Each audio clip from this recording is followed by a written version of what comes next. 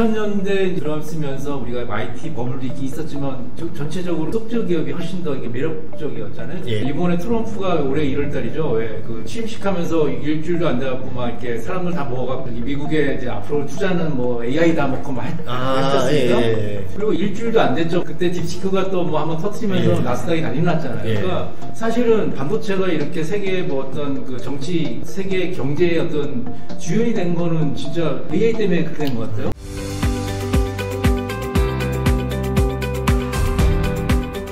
기존의 반도체가 메모리 좀 중심이었다면 AI가 발전되면서 약간 반도체 생태계가 변화되고 있잖아요. 지금은 어떻게 재편되고 있는 상황일까요? 사실은 AI가 AI 시대가 되면서 사실 주연하고 조연이 바뀌는 것 같아요. 그러니까 이제 사실은 이제 우리가 PC 시대는 사실은 이제 그 마이크로소프트가 소프트웨어가 주연이었죠. 물론 이제 인텔이랑 상당히 강한 조연이 있었죠. 2000년대 초반만 해도 세계 뭐 6위권 이렇게 됐거든요. 근데 이제 2000년대 들어서면서 우리가 IT 버블도 있긴 있었지만 전체적으로 소프트웨어 기업이 훨씬 더 이게 매력적이었잖아요. 구글, 메타 나오고 어떻게 보면 이제 플랫폼 기업으로 굉장히 이제 급변해서 플랫폼 갔죠. 근데 이제 마크 앤더슨이라고 아마 혹시 들어보셨을 거예요. 이게 미국의 실리콘밸리의 굉장히 유명한 전설 같은 그 벤처 캐피탈 VC죠. 이 사람이 결국 소프트웨어가 세상을 지배한다고 했어요. 사실 반도체는 이제 뭐 그런 그 플랫폼을 구축하는 어떻게 보면 이제 부품 취급한 거죠. 사실은 이제 저평가된 거죠. 소프트웨어 대비. 근데 이제 작년에 노벨 물리학상 받았던 교수님의 그 제자 알렉스, 이 사람이 이제 알렉스넷으로 이제 GPU 2개 갖고 AI의 이제 신경망 그 영상 처리 못 대회에서 우리가 우승을 했어요.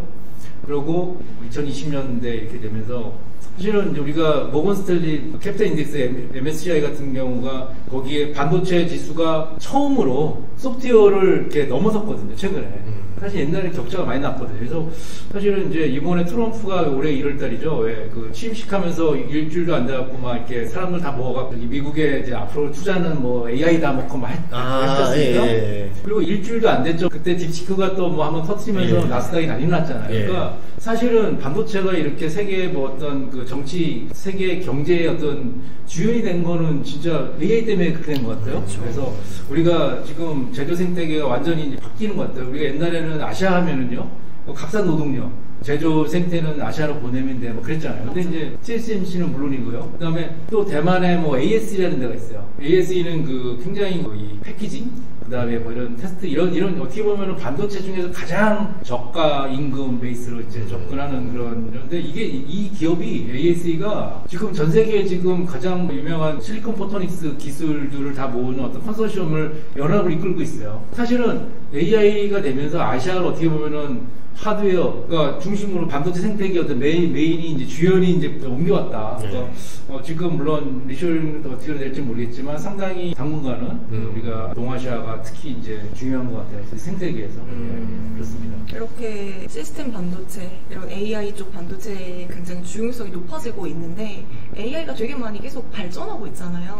그럼에도 불구하고 이 AI의 발전을 가로막는 뭐 기술적 장벽이라는 게 혹시 존재할까요? 2030년까지 그러면 AI가 뭐 계속 갈 텐데 그러면 이제 AI의 그런 확장성에 가장 그 병목이 뭐냐 그 1, 2, 3을 한번 정리를 해봤어요. 지금 사람들이 이렇게 제 피부로 잘 못 느끼고 있지만 사실은 이 넘버원은 전력이에요. 이게 지금 AI 모델이 옛날에 10년 전 대비 생각하면은 4천만 배가 증가한 거예요. 지금 대형 그 데이터 센터 이런 것들은 쓰는 전력량이 1기가와트라고요. AI 모델이 커지니까 이제 그 뭐 1기가와트 갖고 안 되고 이제 뭐 여러 가지 데이터 센터를 연결한단 말이에요. 연결했으면 이게 45기가와트까지 필요한 거예요. 그러니까 이제 우리나라 고려 원자력 발전소 뭐 3, 4, 5기가 2기가 이렇게 되면 그 정도 될 거야 아마. 그러면은 말씀하신 그대로 발전소 하나 그냥 통으로 필요한 거잖아요. 그 다음 단계가 이제 핵융합이 있어요. 핵융합 기술이 있는데 이게 사실은 핵융합이 근데 아직도 이게 잘 양산이 안 됐거든요. 근데 이제 지금 프랑스에 지금 이탈하고 해서 이제 국제 핵융합 토카마 그 실험소가 있는데 이것들이 이제 곧 현실화 될 수 있다고 보는 거거든요. SMR은 상당히 우리가 뭐 어느 정도 존재감이 좀 있잖아요. 근데 지금 뭐 일본이 어떻게 보면은 일본 넘버원은 전력이죠. 두 번째는 뭐 일단은 반도체죠. 반도체 제조. 우리가 2030년 되면은 지금 웨이퍼가 전 세계적으로 반도체 웨이퍼가 10억 장이 필요하다고 합니다. 10억 장이 필요한데 특히 이제 AI 되면서 뭐 HBM 올리고 뭐 이런 것 때문에 후공정이 계속 병목이 되고 있어요. 그래서 한 달에 뭐 4만 장 이 정도 생산된 캐파가 있는데 이걸 뭐 8만 장, 10만 장 이렇게 늘려야 된다고 하니까 결국에는 제조 캐파가 어떻게 보면은 말씀하셨던 발목을 잡고 있죠. 그 다음에 요즘 제가 계속 강조하는 거지만 컴퓨테이션 파워, 그 다음에 메모리, 또 그 다음에 인터페이스거든요. 우리가 기존에 이제 뭐 현재 데이터 처리 속도가 초당 50만, 60만 그런 테라비트 막 이런 그 급의 어떤 데이터 처리를 해야 되는데 이게 지금 실리콘 포토닉스 기술이 딱 들으면은 거기 곱하기 뭐 10배 이상 정도 이렇게 인터페이스 속도가 올라간단 말이에요. 그렇게 되면은 사실은 상당히 큰 기대가 될 것 같아요. 그래서 어쨌든 간에 어떤 기술적인 거, 어떤 투자, 그 다음에 뭐 에너지 이런 걸로는 다 돈이잖아요. 이게 뭐 수천억 달러, 뭐 우리나라 돈 수백조가 들어가야 되니까 사실은 이제 빅테크 기업들 혼자만으로 사실 감당하기는 어려울 수도 있겠죠. 예, 국가 차원의 뭔가 지원이라든지. 그러면 그렇겠죠. 우리나라 기업들 같은 경우는 뭐 내가 반도체 여기 공장 짓겠다 하면 여기에 뭐 전력 발전소를 같이 기업이 직접 지을 수가 있어요? 안 되죠?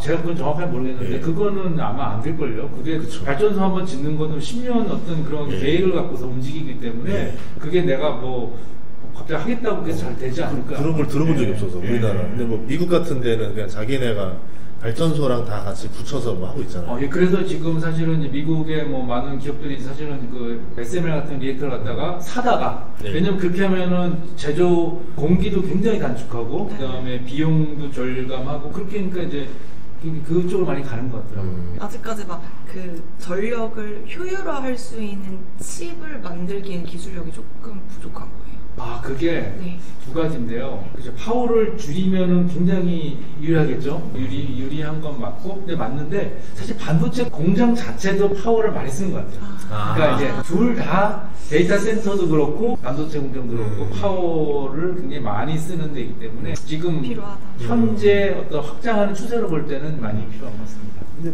보면 애플 거가 전기를 좀 덜 먹는다 이런 말을 많이 하거든요. 애플 칩들이 전기를 덜 먹는 뭐 비법이 있어요? 그러니까 뭐 우리가 사실은 뭐 애플이 저 M1 칩, M3 칩 같은 것들이 최근에 이제 발표가 되면서 굉장히 이제 놀라울 정도로 우리가 이제 파워를 갖다가 이제 전략하는 아키텍처를 설계를 했죠. 그래서 우리가 TSMC 3나노하고 처음 양산을 했는데, 그러니까 결국에는 그런 것들은 제가 늘 강조하지만 마이크로 아키텍처 싸움이거든요. 그러니까 어떻게 그 파워를 적게 쓰면서도 성능을 내는 기술이 있느냐. 사실은 똑같은 퀄컴 칩을 쓰면 삼성도 퀄컴 칩 쓰고 뭐 샤오미도 쓰지 않습니까?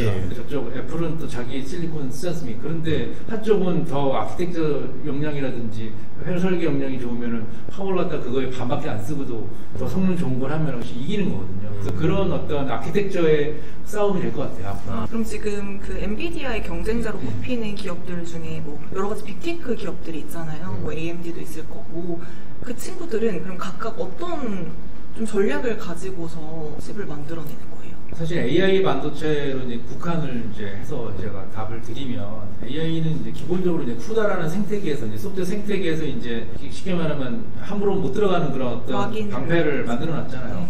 그리고 이제 GPU 하드웨어를 갖다가 쓰는 데 있어서 이제 굉장히 기계어 레벨에서 코드를 우리가 사람들이 프로그램하기 굉장히 부담스러우니까 이걸 이제 쉽게 이제 접근할 수 있는 플랫폼을 중간 플랫폼을 만들어 놨단 말이에요. 근데 이제 뒤따라오는 뭐 AMD 같은 경우는 이제 그게 없으니까 남의 거니까 우리가 이제 직접적으로 CUDA를 부딪히기 힘들단 말이에요. 그래서 어떻게 보면 우회 전략을 쓰는 거죠. 우회 전략을 쓰는데 이제 AMD가 오히려 하드웨어 성능은 뭐 20-30% 더 뭐 높다는 그런 저 벤치마크도 있어요. 그래서 이제 사실은 인텔도 그래요, 사실. 그래서 이제 CUDA하고 대응하기 위해서 오히려 오픈소스 플랫폼, 로콤이라고 해서 이제 그런 것들을 적극적으로 추진을 좀 하고 있고요. 그 다음에 아까 제가 인터페이스 중요하다고 말씀드렸는데 인터페이스가 사실은 인터페이스하고 파워 굉장히 같이 묶어 있는데 브로드컴, 뭐 시스코 이런 데하고 손잡고 엔비디아 진영을 몰아내기 위해서 이제 AMD 같은 경우는 뭐 거기보다 더 2배 이상의 뭐 800GBps급의 어떤 그런 뭐 굉장히 그 울트라 이서넷 그 컨소시엄 같은 것들을 막 드라이브 하고 있고요. 그다음에 이제 빅테크 말씀하셨지만 빅테크가 자기 칩을 직접 만들려고 그래요. 특히 이제 그거 때문에 요새 뜨는 회사가 이제 브로드컴이잖아요. 브로드컴이 지금 엄청 뭐 각광받는데 그게 그 인터페이스 때문에 그래요. 원래는 이제 브로드컴이 1990년대 그 말부터 시작해서 굉장히 네트워크 반도체로 선두주자였어요. 그래서 얘네가 뭐 수십 테라bps급으로 확장이 가능한 어떤 이더넷 스위치 기술을 갖고 있습니다. 그래서 그런 것들하고 빅테크의 어떤 스펙하고 딱 맞으면은 커스텀 ASIC 설계 시장에서 굉장히 힘이 있는 거죠. 그리고 빅테크가 사실은 굉장히 중요한 게 AI 서비스를 하고 AI를 자기의 그 클라우드 플랫폼에 아주 최적인 그런 칩을 만들고 싶잖아요. 남들보다도. 네. 근데 이제 그런 칩을 한번 만들려면은 한 몇 년 전에 스펙을 내놔야 되는데 그렇게 되면은 그 예를 들어서 엔비디아 칩만 쓴다면 사실 그런 정보가 다 노출될 거 아니에요. 그리고 또 그게 다 공유될 것이고. 그러니까 사실은 자기만의 그런 어떤 독자적인 필살기가 있으려면 독자적인 어떤 커스텀 ASIC을 더 이제 할 거란 말이에요. 그러니까 애플 같은 똑같은 거죠. 그래서 어떻게 보면은 일정 부분은 엔비디아를 이제 위협하겠죠. 그래서 결국 엔비디아도 더 그래서 시스템 기업이 돼가고 있는 것 같고요. 그 다음에 그런 그 빅테크 기업들은 더 자기의 생존 주권을 남한테 안 넘기기 위해서 자기의 실리콘을 만드는 거죠. 그러면 어떻게 보면은 가격의 효율성을 선택하기보다는 이제 자신만의 기술적 어떤 구역을 설정하는 형태로 갈 것이다. 맞습니다. 그래서 이거를 기술 뭐 해자라는 표현을 쓰더라고요. 예. 그래서 그런 식으로 기술 해자는 결국 기술이 있어야 되잖아요. 그래서 그런 거를 갖지 않을까 생각이 듭니다. 그럼 HBM 같은 경우에는 앞으로도 계속 AI 시장에서 좀 중요한 부품이 될 수 있다고 보시는 거예요? 저는 그 지금 AI의 지금 최대의 병목은 데이터이기 때문에 그래서 HBM은 뭐 당분간은 뭐 핵심 부품이라 저는 계속 생각을 하고요. 그다음에 우리가 사실은 뭐 GPT-4라든지 이런 그 대규모 AI 모델을 보면은 사실 추론 시간의 90%가 데이터가 왔다 갔다 하는 시간이라는 거예요. 그래서 우리가 기존에 뭐 DDR 같은 거 우리가 오프칩으로 메모리 있는 거를 가져오고 그러면 내장 메모리보다 1000배나 느리다 그러잖아요. 그다음에 뭐 파워도 뭐 200배나 더 쓰고.